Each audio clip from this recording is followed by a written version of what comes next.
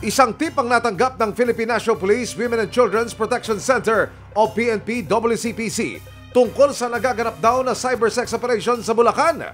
So itong mga CCM na ito ay nakuha doon sa isang device ng nahuli sa Australia, ng Australian Federal Police.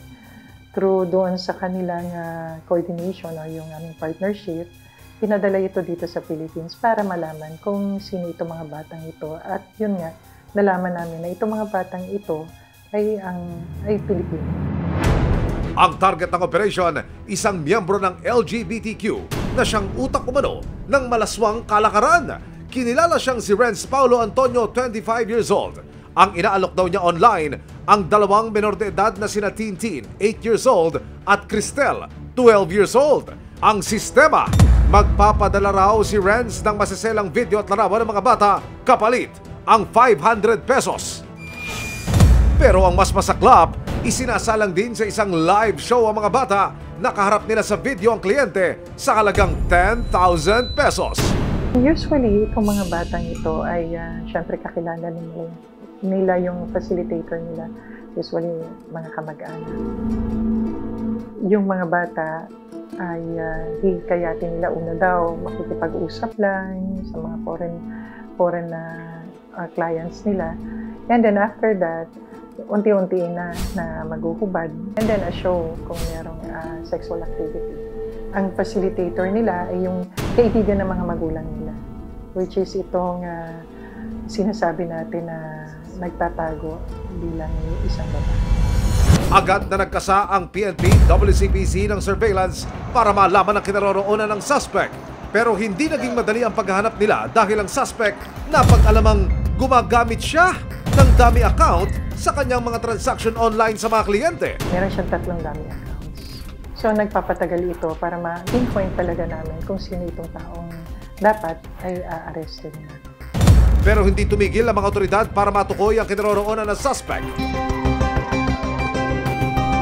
Nung una, yung location hindi definite. So hindi talaga yung location na nandun siya.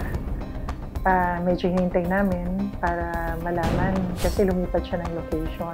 Kaya naman ang mga otoridad kasama ang resibo agad na nagsagawa ng traffic operation para tuluyan na mahuli ang suspect. So our target for this day is this person. Kasama ang Bulacan Police City Social Welfare Development Office ng Bulacan, isang miyembrong Australian Federal Police at ang resibo. Agad kami nagtungo sa target location.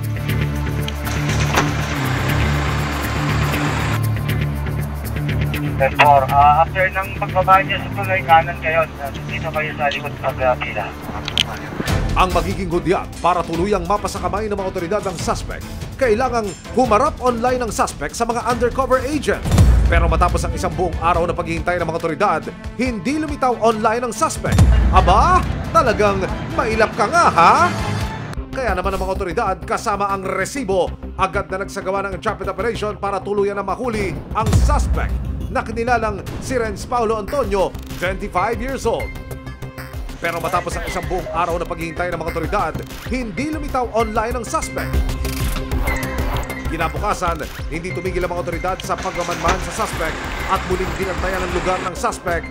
After ng pagbaba niya sa tulay, kanan kayo. Dito kayo sa likod sa pila. For info, early 6 sir, nag-engage na po yung undercover natin sir. Waiting na lang po ng mga development sir. Okay, copy. Nag-uusap na yung ating undercover at yung suspect. Nag-chat na sila. Basta signal yung ating undercover na gumagin yung pag-asosyo ng mga suspect natin at ng mga bata. So that's the time na papasukan natin yung bahay. Sa hudyat ng mga otoridad, sumugod na sila sa bahay ng suspect.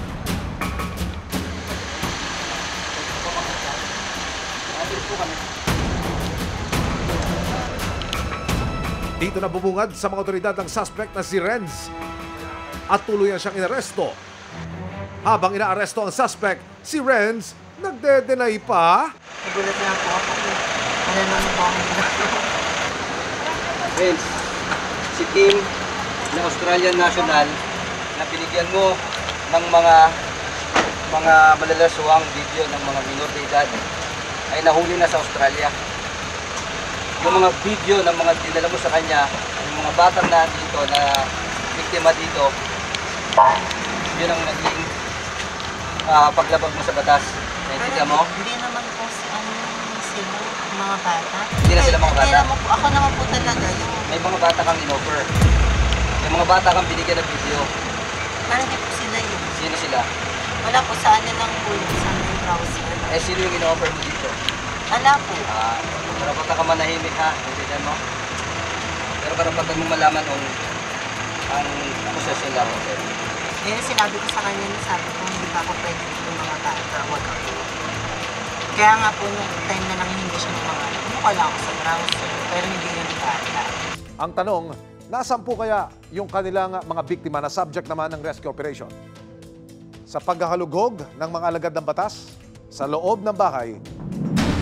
Dalawang babaeng minor de edad naman ang nasagip ng mga social worker na kumpirmadong biktima ng suspect.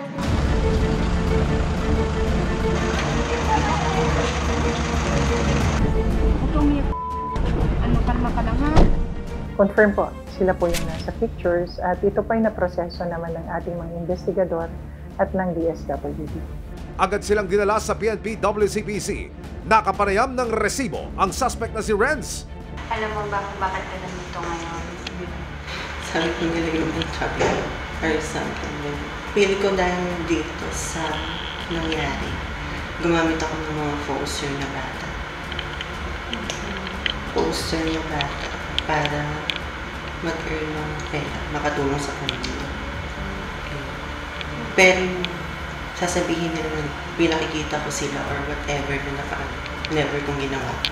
Pero sa mga resibo na nakalap ng PNP WCPC, positibong laman ng gadget ng suspect ang mga siselang larawan at video ang dalawang minor de edad na nasagip ng mga otoridad. Sa lahat ng mga suspect na aming nahuli, lahat sila nagde-deny. Wala naman yata yung suspect na hindi magde-deny sa ginawa nila at nakita namin kung paano niyang i-deny lahat kahit na meron na kaming mga ebidensya. Siguro yung korte na lang magsasabi kung sino talaga may kasalanan o ano yung dapat na bigay sa kanyang parusa. Sa pahintulot ng social worker, nakausap din namin ang dalawang minor de edad na nasagip sa operasyon. Nakilala po sa amin. Mga 29. Close kayo? Minsan po, nagpusan po kami. Saan pumupunta?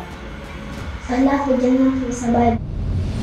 Nakakarap si Renz Antonio sa kasong paglabag sa Anti-Online Sexual Abuse and Exploitation of Children at Anti-Trafficking in Persons Act of 2003 at Special Protection of Children Against Abuse. Ang mga nasagip na menor de edad, dinala na sa isang shelter para dumaan sa isang healing process. May paalala naman ang WCPC sa mga patuloy na nagsasagawa ng ganitong malalaswang gawain online.